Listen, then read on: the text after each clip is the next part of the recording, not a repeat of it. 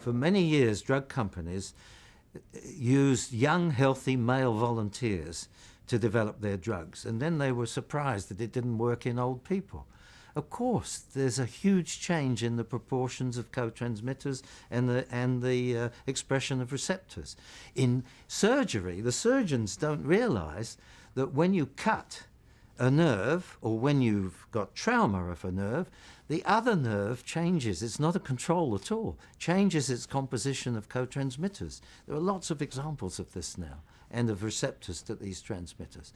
So it's a very plastic system.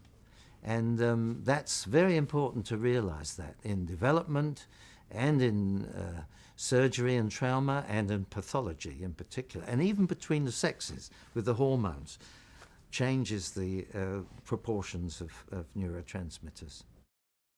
It's not a problem to work out which co-transmitter is the principal one and which are minor ones in any given situation, because they change with time. Let me give you some important examples.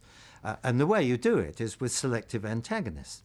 You stimulate the nerve, you record a response, and you find out which proportion of it is blocked by noradrenaline blocking agents, which, if it's sympathetic co-transmission, and which is blocked by purinergic, P2 purinoreceptor antagonists. In most cases, P2X1, if it's a smooth muscle.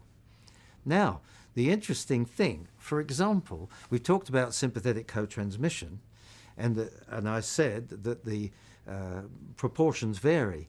There have been several descriptions of sympathetic innervation of arterioles in the gut where ATP is the sole transmitter and the noradrenaline that comes out acts as a prejunctional modulator.